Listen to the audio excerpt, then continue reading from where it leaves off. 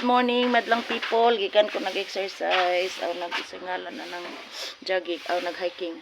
So honey testing ta sa gabi nga naabot nga honey. So after sa iyahang pagripak na siya na-crystallize kita ninyo ng mga crystal. Mo na siya ang usa sa sign sa pure.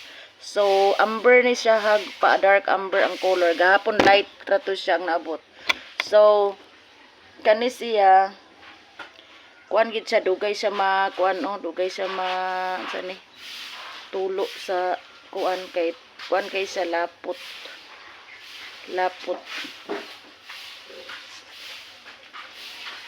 kay siya ay gahapon kay dili ra siya yellow ra to siya, normal ra siya pagka yellow, light to siya kaayo, di pud kaayo kay napagi lighter ato.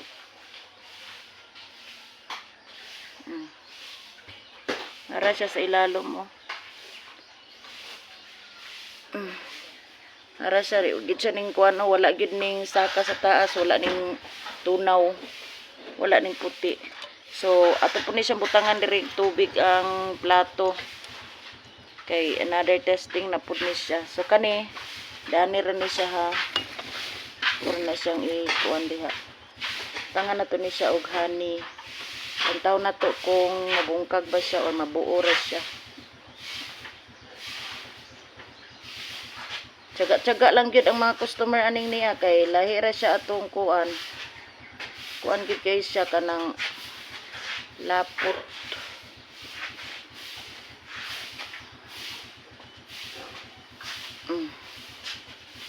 Dayon tawa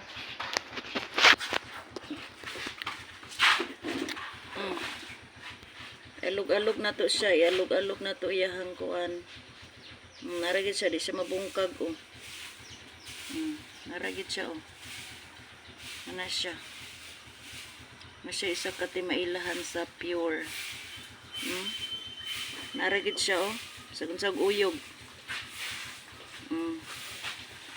Ara siya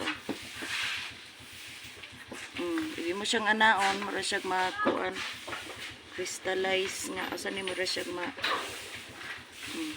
alog-alog na nako na siya. Taman. Naragid siya. Dayon match testa. Nandiyan ni kada deliver na ko o kada abot na ko basta lahi color ang honey. Kuha na lang yung kuhanon para sure full pa. Pero so far kana ako mamuhagay, mauragid na sila. Basa Siga ragid siya. So, mura to siya. Bye-bye.